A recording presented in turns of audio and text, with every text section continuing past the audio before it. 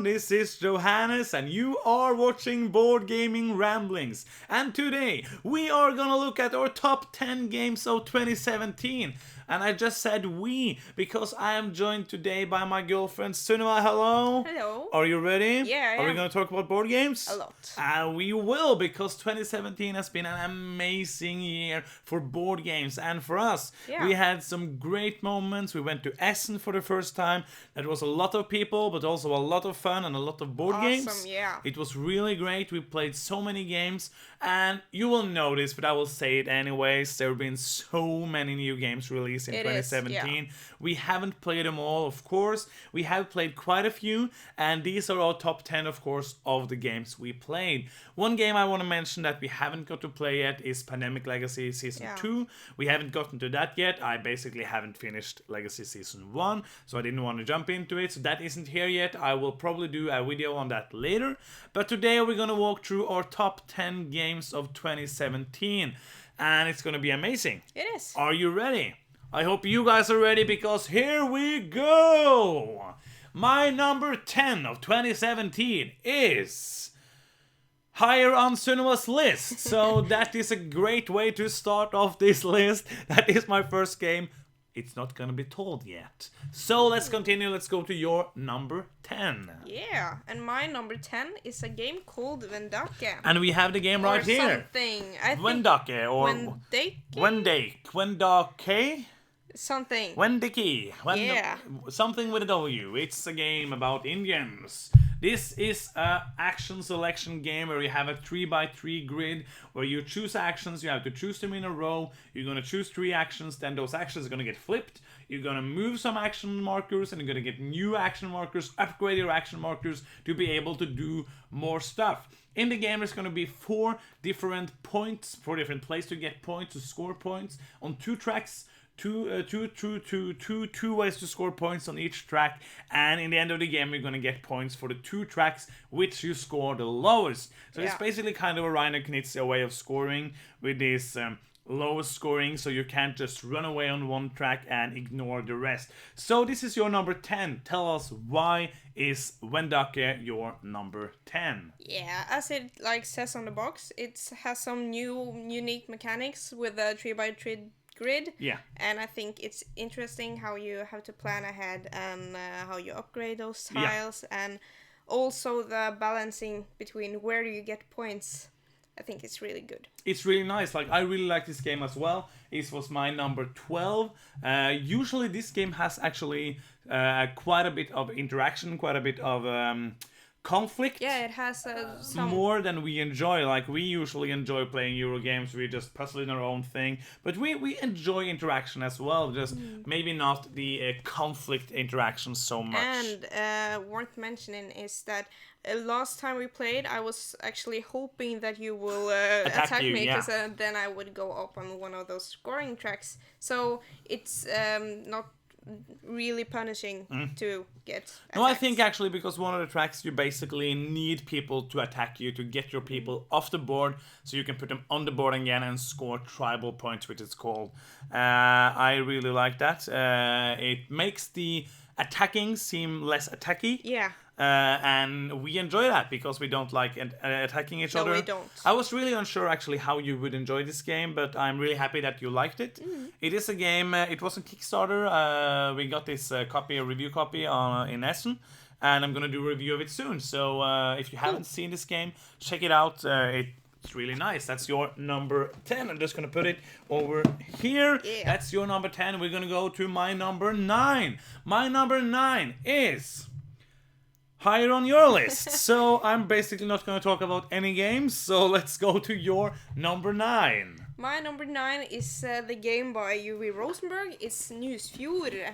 It's a game about a Norwegian place. So I pronounce it in Norwegian. Yeah, it is about Nusfjord. This is a place in Lofoten in Norway.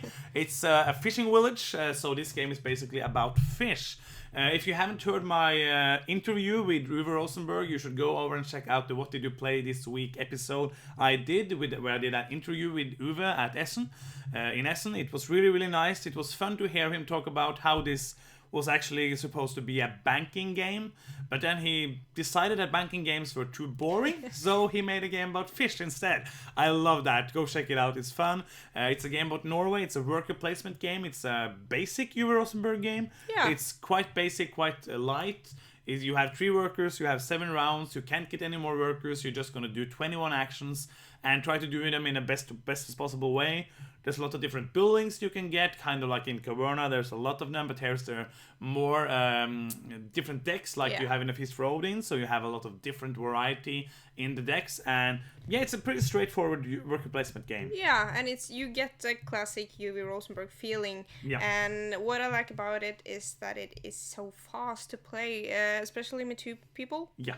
And that you have a limited amount of actions, so you have to really use your actions wisely. Absolutely. And one thing in this game I think is better with more than 2 people is the shares. There's actually shares in this game that you can sell your shares for money.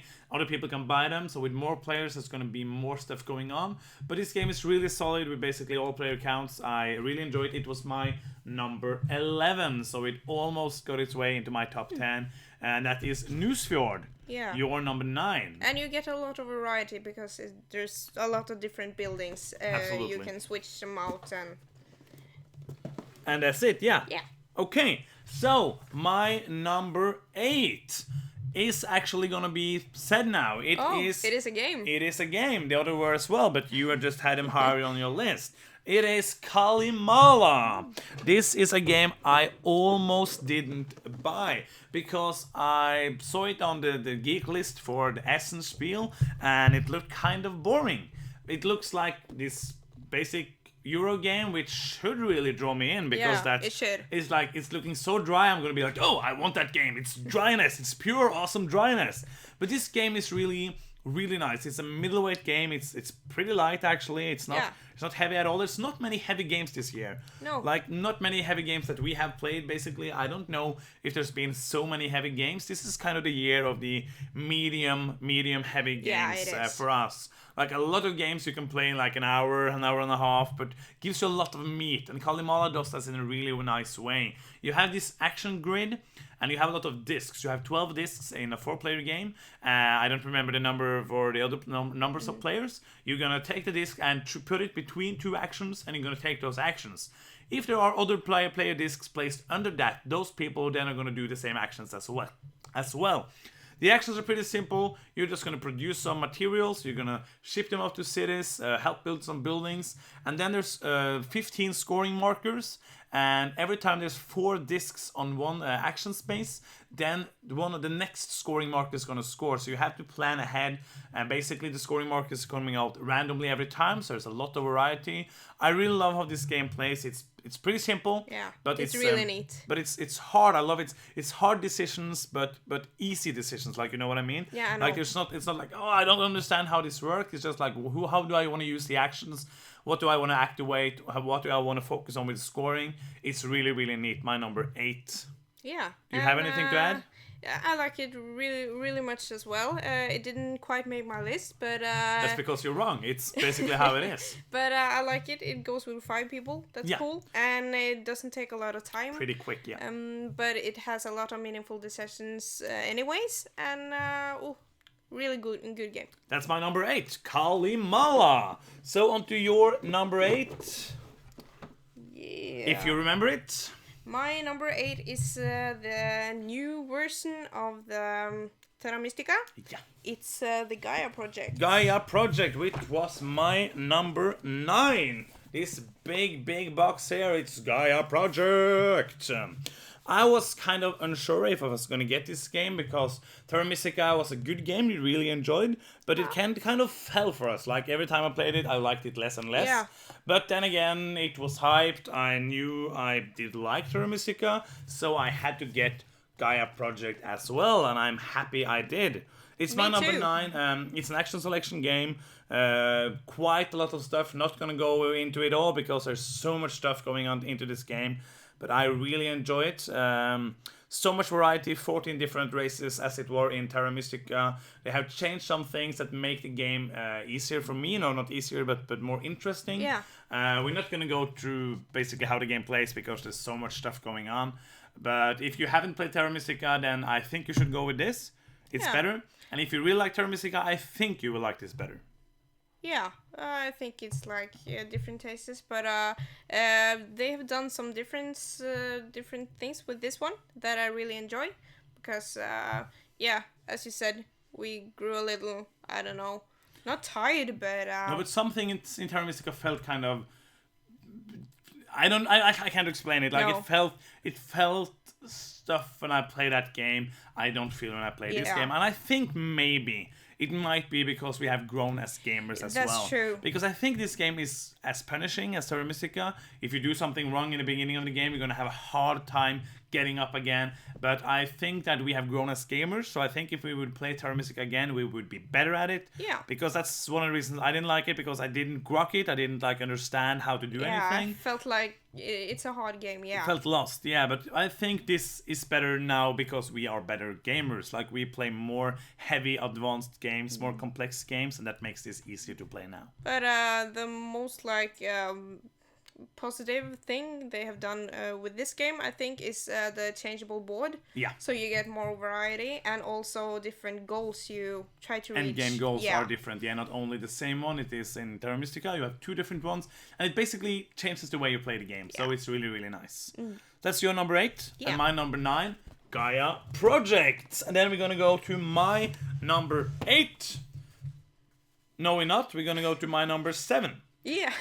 My number 7 is higher on Sunniva's list. This is getting kind of boring, but it is. Number 7 is higher on Sunniva's list. So let's get to your number 7. Yeah, and my number 7 is a game that is higher on Johannes' list. So basically now number 7 is the most exciting part of this video. Yeah. Everyone's gonna be like, oh, I loved watching number 7. That was the best thing about the whole video. So then it's my number 6. It is. My number 6 is another game I enjoy. Cool. That's strange, right? No, it's not, because it's my number 6 of the year. It's a really, really good game, which isn't on your number 10, which makes you wrong. It is Pulsar 2849 by CGE and Vladimir Suchi. That's the first time we say designer or publisher's name in this video. This is a dice drafting game, kind of like Grand Austria Hotel and La Granja. Both games I really enjoy, especially Grand Austria Hotel, and this game is so good. There's so much stuff going on. It's really, really nice. I love the drafting mechanics. Dice drafting game. You get some dice, you do some actions, you fly around the galaxy, exploring planets, trying to do stuff. It's a pure Euro. So when I say driving around in the galaxy, it's just moving something and turning around and see, yeah, I got something. But that's what I like. I like going around and getting stuff. Yeah. This is a really, really good game. You have only played it once, right? Yeah, and it was good, but it didn't quite catch me. Boo. So I look forward to play it again and with more people, because I think the interaction will be more interesting with more. I like it with 2, I like it with 3, I like it with 4. I love this game. It's so much fun. It's fun. That makes me happy. It's a very, very good game, and it's my number, what did I say? My number 6. Pulsar 2849. So what's your number 6? My number 6 is the game Heaven and Ale. That's my number 7. It is. It is. It's Heaven and Ale. It's from Eggertspiele and Plan B Games, and it's from Michael Kiesling and Andreas Schmidt.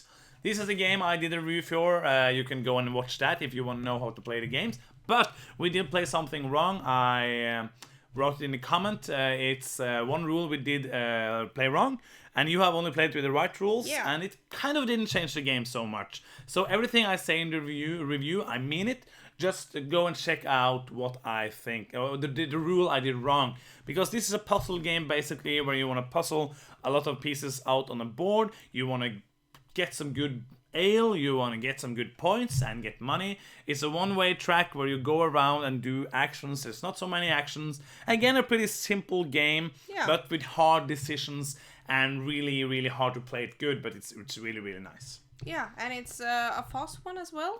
Yeah, absolutely. And this is a hard game. It I is. really wasn't good at it the first time. No. I don't think I'm good at it yet, but getting there.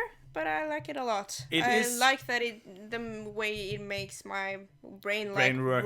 Yeah. Because it is like the first time I played it with one of my friends who play a lot of heavy games. We were just sitting there like, I have no idea how to be good in this game, how to play well, how to do anything in this game.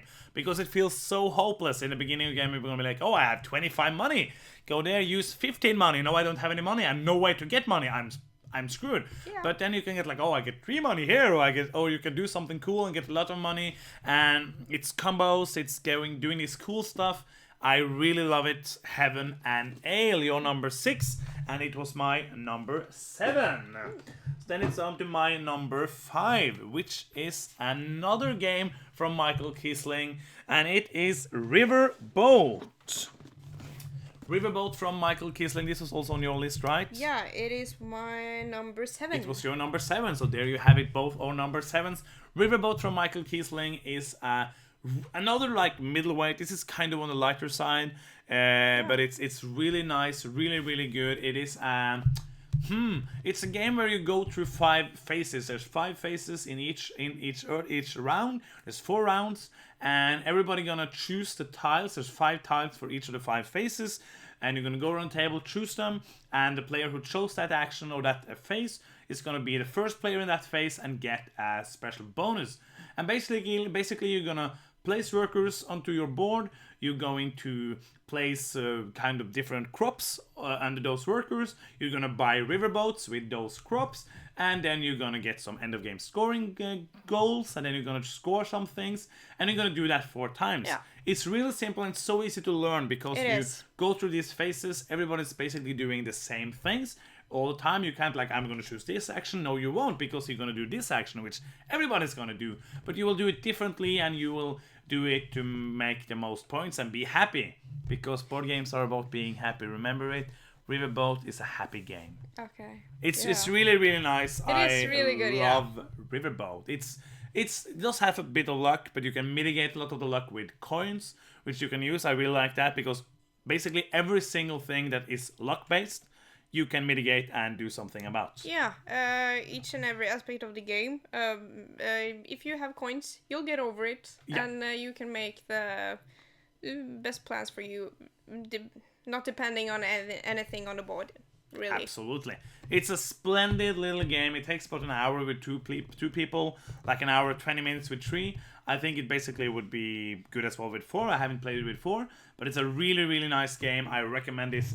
Really recommend this. Yeah. I will do a review as well, so check out for that. It's my number 5, your number 6. 7.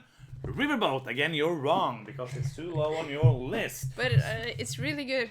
That was my number 5. Let's go to your number 5. My number 5 is higher on yours. Higher on my list. Yeah, that's a new one. So that means it's gonna go back to mine. That's number 4. My number 4 is higher on your list. So this is gonna be a short list. We're actually gonna not talk about any games. My number 1 is higher on your list, and then we're just gonna end the video and just talk about no games. So it's your number 4 now, isn't it? Yeah, no, number 4. It is, and that one is Charterstone. Charterstone. That was my number 10. Charterstone is a village building legacy game, a white game, a big box with lots of stuff in it. It is a nice game. We have played 4 games of this. It just got into my top 10 because I enjoy legacy games. So it's your...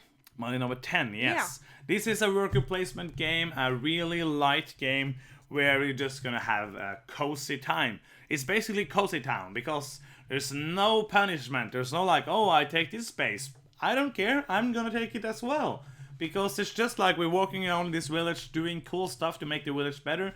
Of course, we're trying to get the most points, because the people who get the most points are going to be the mayor of the village or something. And everybody want to be a mayor in this game. Yeah. Because politics, I don't know, I will love it. And of course, the player who can build the best buildings is the best player to be a politician. That's basically how it is. This game is super light.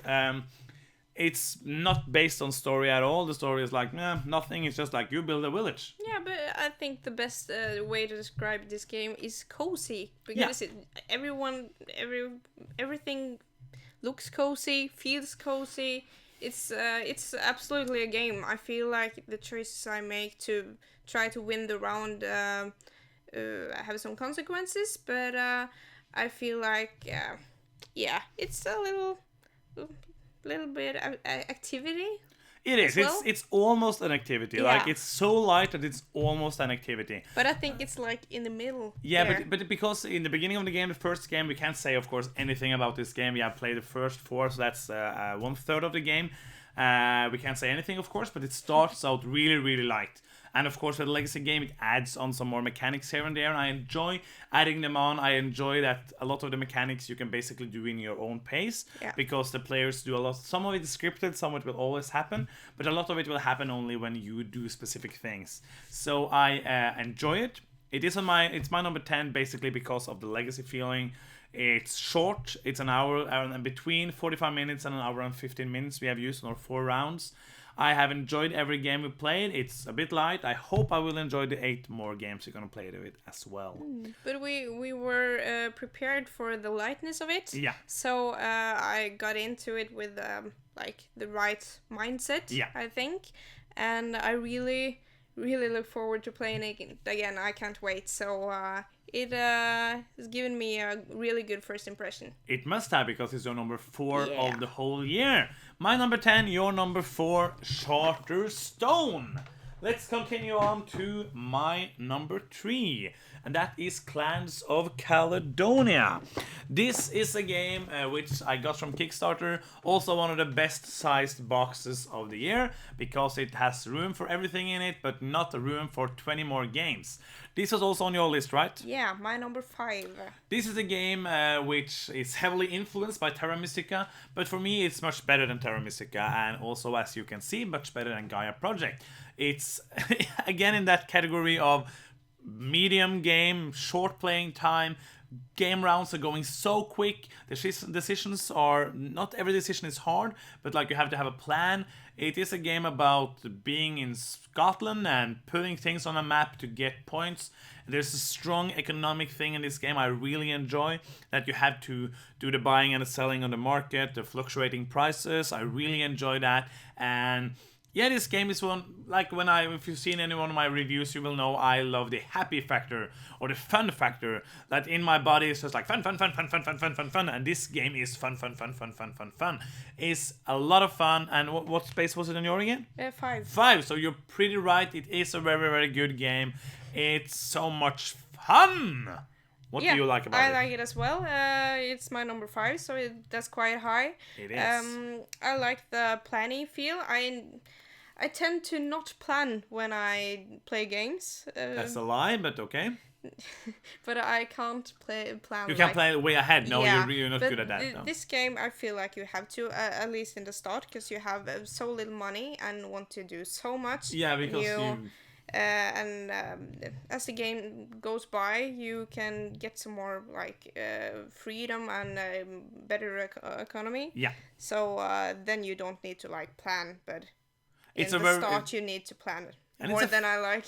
And it's a very fun game. Yeah. And it's a medium game. It's way easier than Terra Mystica. Yeah, it is. But I enjoy it for that.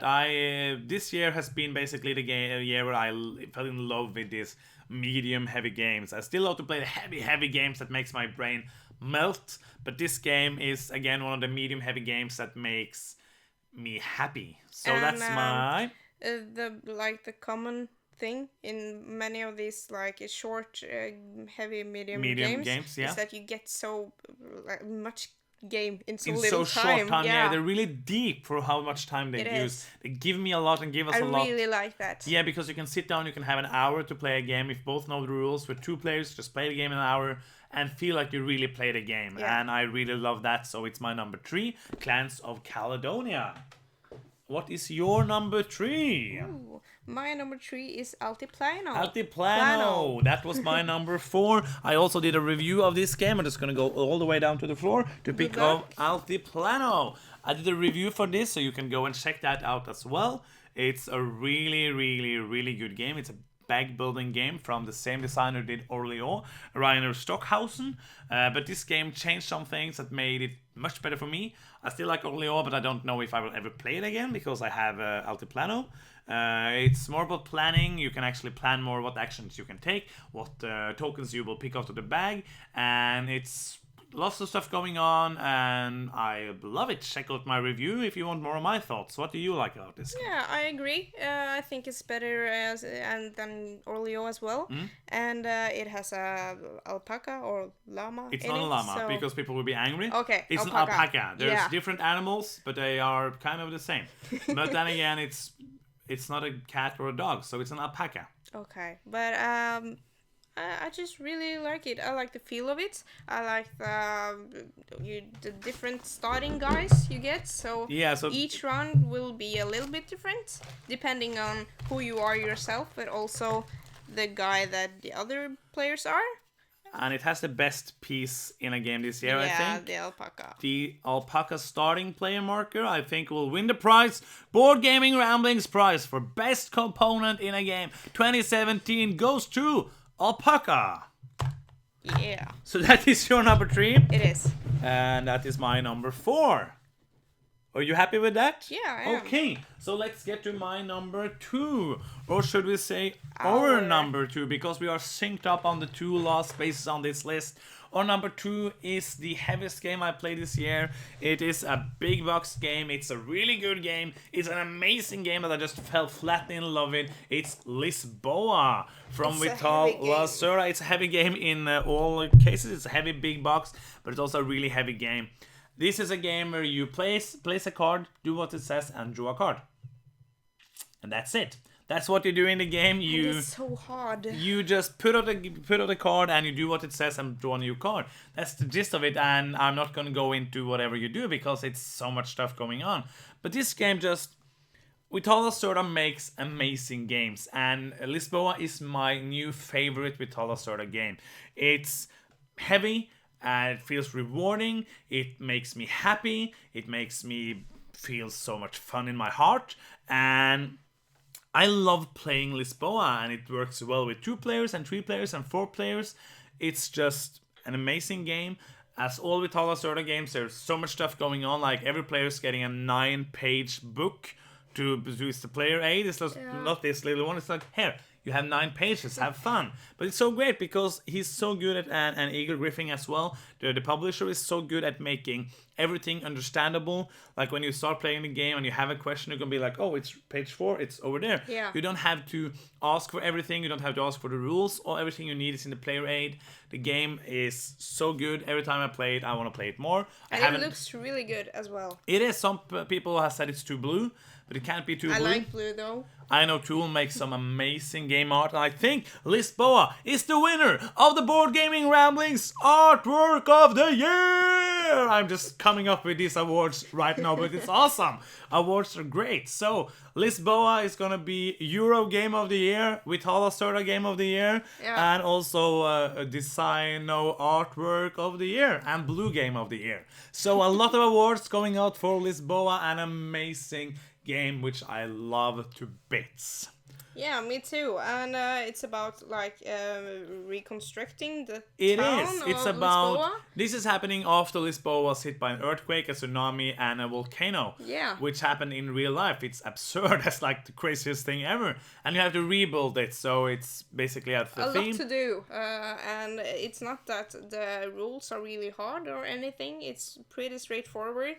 But it's so hard to do anything, especially in the beginning of this game. You feel so lost. It's so you don't know how to do anything. No. But it's so great, and Vital Lacerda is really good at doing thematic games. Like he usually starts with the theme and then builds a game around it, and you can see that. And also in Lisboa, it feels like you are rebuilding Lisboa and working with the nobles and doing all this crazy cool stuff. So go play Lisboa if you like heavy games and haven't played it. Play Lisboa today. It's a very, very good game, and it's our number 2. So we only have one game left. This is gonna be the best game of 2017. This is the best game we have played all year, and that means a lot. this game is going to get so many awards. I just have to come up with them in my brain first. This game is so good. It's the game we have played the most this year. It's the game I have played the most in the shortest amount of time. It's the game I have played the most ever, beside like Dominion and Carcassonne and Lost Cities, so these short games. This is a game I haven't played in a while, but I really want to play again. Yeah. It's a game I love. Me too. It's such a good game, and the game is so big that we don't have the box. No. We only have the lid because the game weighs around 10 kilos. I don't know how many pounds that is. Google it. Google! Yeah. 10 kilos into pounds. Something like that. Yeah. So the game is, of course, Gloomhaven. This is the legacy dungeon crawl Euro-ish game with 80 to 90 different, or 100 missions. 80 to 90 times you have to play to get through the campaign. You have character progression. You have a nice, unique way of doing combat, which is really great for people who don't like just chucking dice and see what happens. Of course, there's a lot of randomness. This is a cooperative game. You're gonna see videos from me later where you see I don't really like cooperative games, but this game just makes me happy. I love the gameplay. But if the gameplay was the only thing, we wouldn't come back to it so often, because it's the whole package. Yeah. It's the way that Isaac has done this work to make this world. The story is really nice. The story is interesting. Everything makes me happy. The character progression, the unlocking of new characters, unlocking of stuff, of course, I love from legacy games. But this feels more like a big, heavy, big, awesome campaign game. So this is going to win the award for Big, Heavy, Big, Awesome Campaign Game of the Year. Yeah. Also going to win the award for Biggest Box of the Year. Yeah. Also going to win the award Heaviest, for maybe? Heaviest Game of the Year. It's also going to win the Legacy Game with the most missions of the year. Also going to win Best Designer of the Year, Isaac Childress. Also, of course, #1 game of 2017 is Gloomhaven! Do you want to say anything? Yeah, I want to say a lot about this Do game. it! Because this is, I have really missed a good dungeon crawler in my life. So this is a really good cooperative dungeon crawler game. Absolutely, because dungeon crawlers are usually Ameritrash, just throwing a lot of dice. We did play some Descent because we wanted to play it, so we bought Descent, played sometimes. And it was fun, but we always have the problem that the timing thing is ridiculous. That we have too little time. Now Rush we the get enemies, really, really many enemies behind us that is attacking us and slowing us down. But here we have that other system that times the game. Yeah, absolutely, and the way that your deck is your lives, and everything just flows so good. Like there's a lot of stuff. Like the only thing I want to say, like a negative point to this game, is it's a beast to set up and tear down. Yeah, you have to have this system. Like this game is never gonna come back in its box because there's not enough room for everything in the box. I have all my map tiles on one space and everything else in the other in the box. So I basically hide the map tiles under this, and there's so much stuff, and you will have a problem putting it back together. I didn't buy an insert. I just bought a lot of stuff and put it together in there, and it works really nice. But basically every time I'm gonna play it, I'm probably gonna set it up before people come over, and then we're gonna see what happens. Gloomhaven is a lot of fun. Yeah, it's a big game. It's so fun that I actually, when we got to Essen and came back, I was like, oh, but we have all these games, but I want to play this. But we didn't. We haven't had the time to play it yet. We haven't played it since April. We played it 43 times in 1 month. And 0 now. So. Yeah, but so we really need to get back to it. Hopefully sometimes in 2025 we're going to have time to go back and play Gloomhaven. I look forward to it already. When we get old, we're going to sit them down and play the rest of the Gloomhaven campaign. This is a great game. It is my #1 of the year. It's going to win the award for most fun, innovative Isaac Childress game. It's going to win the award for most Gloomhaven game. It's going to win the award for best game for age 14 plus that takes 30 minutes per player and it plays 1 to 4 players, called Gloomhaven. It's going to win the award for best Cephalofair game. It's going to win the award for coolest artwork on the front, which has different races that do not exist anywhere else.